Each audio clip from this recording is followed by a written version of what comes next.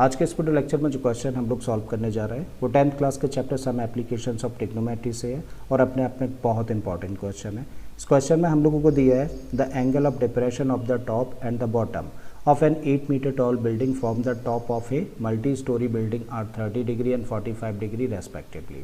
Then find the height of the multi-story building and the distance between the two buildings. तो question में बोला गया है कि एक बिल्डिंग है और एक मल्टी स्टोरी बिल्डिंग है। तो फिगर में हम लोगों ने बिल्डिंग को ए बी से रिप्रेजेंट किया है, जबकि मल्टी स्टोरी बिल्डिंग को हम लोगों ने सी डी से रिप्रेजेंट किया है। अब इस मल्टी स्टोरी बिल्डिंग के टॉप यानी कि पॉइंट सी से इस बिल्डिंग के टॉप और बॉटम का जो एंगल ऑफ डिप्रेशन है वो 30 डिग्री और 45 डिग्री है। अब सबसे पहले हम लोग समझा कि एंगल ऑफ डिप्रेशन किसको बोलते हैं। तो एंगल ऑफ डिप्रेशन वो एंगल होता है जो कि हॉरिजॉन्टल और उस लाइन के बीच में बनता है, जो कि ऑब्जेक्ट और ऑब्जर्वर की आई को जॉइन करने वाली लाइन के बीच में बनता है। तो देखिए ये है हॉरिजॉन्टल और ये है बिल्डिंग का टॉप, और बिल्डिंग के टॉप और ऑब्जर्वर की आई को जॉइन करने वाली लाइन ये है। तो इस लाइन और हॉरिजॉन्टल के बीच का जो एंगल होगा इसी को क्या बोलेंगे, एंगल ऑफ डिप्रेशन, क्योंकि नीचे की तरफ है। अगर यही एंगल ऊपर की तरफ होता यानी कि आईज को हम लोगों को रेस करना होता इस ऑब्जेक्ट को देखने के लिए, तो इसको बोलते हैं एंगल ऑफ एलिवेशन। बट यहाँ पे क्या दिया है, एंगल ऑफ डिप्रेशन, तो हॉरिजॉन्टल से नीचे की तरफ एंगल होगा। तो भाई टॉप का जो एंगल ऑफ डिप्रेशन दे रखा है वो कितना दिया है, 30 डिग्री। तो भाई ये एंगल हुआ 30 डिग्री। अब जब ये एंगल 30 डिग्री का है तो देखिए ये एंगल भी कितने डिग्री का होगा, 30 डिग्री का। ऑल्टरनेट इंटीरियर एंगल्स की प्रॉपर्टी से बात यहाँ तक समझ आती है। बिल्कुल इसी तरीके से बोला गया है कि जो बिल्डिंग का फुट है यानी कि बॉटम है उसका एंगल ऑफ डिप्रेशन 45 डिग्री है। तो हॉरिजॉन्टल देखिए ये वाली लाइन है और फुट और ऑब्जर्वर की आई को ज्वाइन करने वाली ये लाइन है।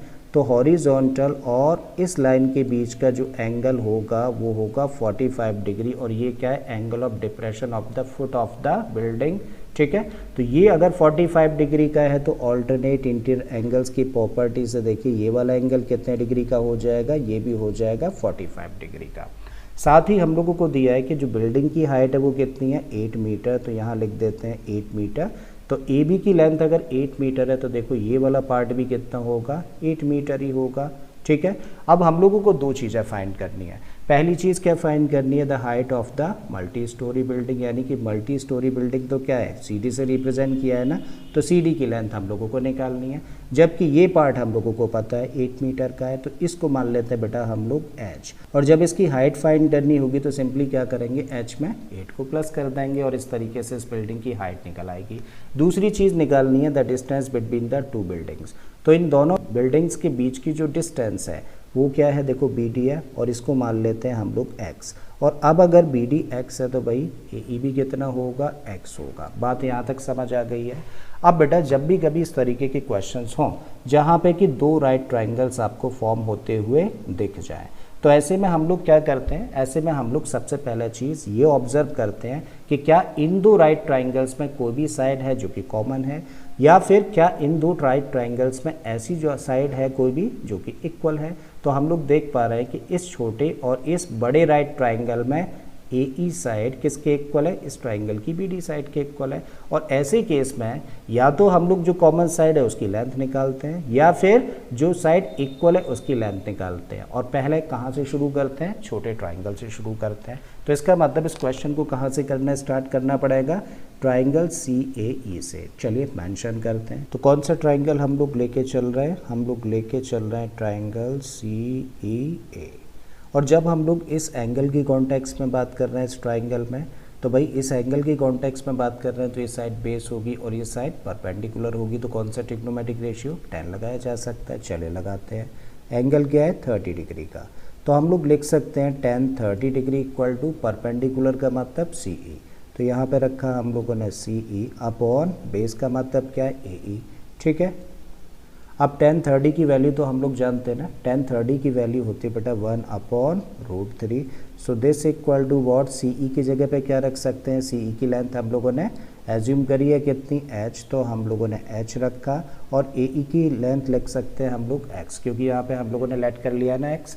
अब जस्ट क्या करो, क्रॉस मल्टीप्लाई कर दो। तो x का मल्टीप्लाई 1 में करोगे तो मिला x इक्वल टू √3 का मल्टीप्लाई h में करोगे तो ये बन जाएगा √3h। और ये बड़ा इंपॉर्टेंट पॉइंट है, मान लेते हैं इसको इक्वेशन नंबर 1। अब आते हैं देखिए हम लोग इस ट्राइंगल सी डी बी में। So now in triangle C D B, और जब हम लोग इस ट्राइंगल की बात करें तो देखिए ये एंगल है, और जब इस एंगल की कॉन्टेक्स्ट में बात करी जा रही है तो ये बेस है और ये परपेंडिकुलर है।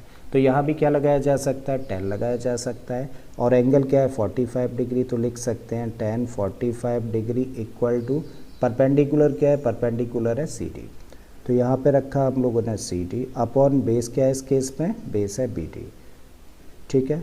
और tan 45 डिग्री की वैल्यू क्या होती है, इसकी वैल्यू होती है 1, तो 1 equal to C D upon B D, ठीक है। और बी डी को कर दो इधर ट्रांसपोज, तो क्या लिखा जा सकता है कि दिस इम्प्लाइज कि सी डी किसके इक्वल होगा, सी डी बेटा इक्वल होगा बी डी के।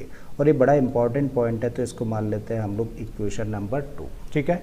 अब देखो सी डी कौन सा लाइन सेगमेंट है, सी डी तो ये वाला लाइन सेगमेंट है ना इस फिगर में, और ये दो लाइन सेगमेंट से मिलकर बना है, एक तो ये और दूसरा ये।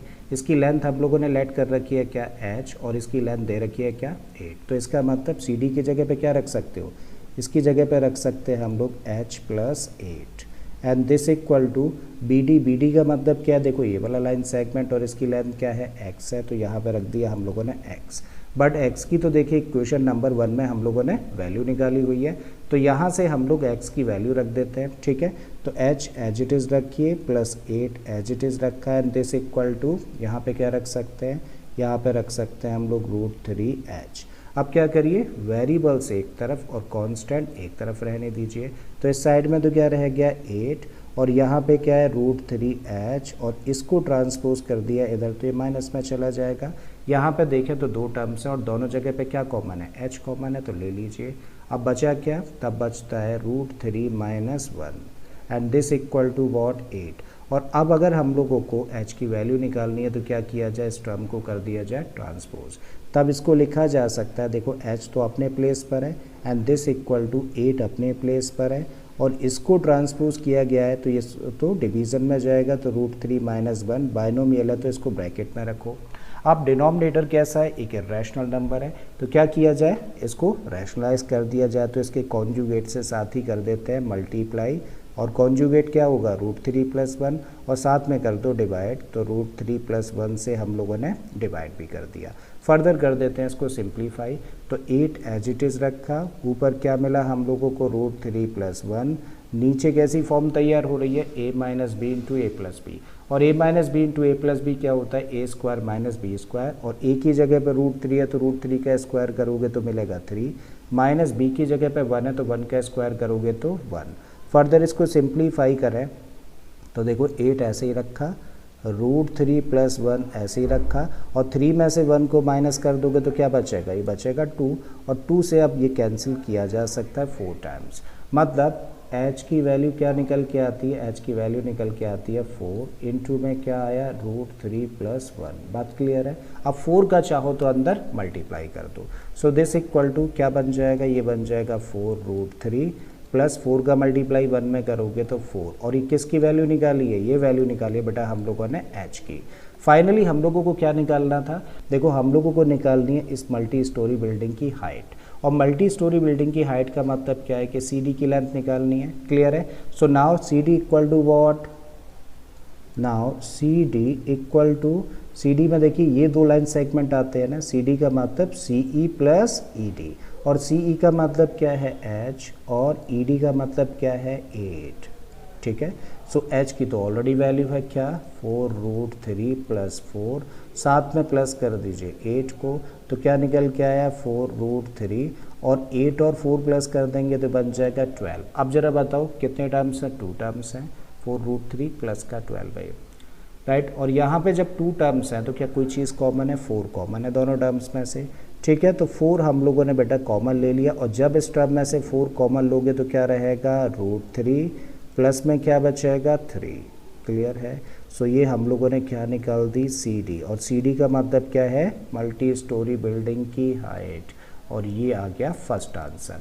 दूसरी चीज़ हम लोगों को क्या निकालनी है, देखो दूसरी चीज़ हम लोगों को निकालनी है the distance between the 2 buildings, यानी कि हम लोगों को बी डी की लेंथ निकालनी है। और फ्रॉम इक्वेशन नंबर 2 हम लोग क्या कह सकते हैं कि बी डी किसके इक्वल है भाई, सी डी के इक्वल है।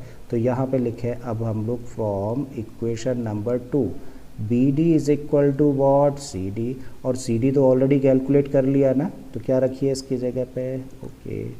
सो यहाँ पे रखा 4 और रूट में 3 + 3, और ये हो गया हम लोगों का दूसरा आंसर। क्लियर है? तो हम लोगों ने मल्टी स्टोरी बिल्डिंग की हाइट फाइंड कर ली जो कि ये है, और दोनों बिल्डिंग्स के बीच में जो डिस्टेंस है वो ये होगी। तो मुझे भी दे स्टूडेंट्स कि आप लोगों के क्वेश्चन अच्छे से समझ आ गया होगा। अगर ऐसा है तो प्लीज़ वीडियो को लाइक कर दें, चैनल को सब्सक्राइब करना है, बाकी के इसी तरीके के क्वेश्चंस के लिए प्लेलिस्ट में चले जाइए। ऑलरेडी इस तरीके के बहुत सारे क्वेश्चंस मैंने अपलोड किए हैं। मैं फिर से आता हूँ एक नए क्वेश्चन, एक नए कॉन्सेप्ट के साथ में। Till then keep learning and thank you for watching this video.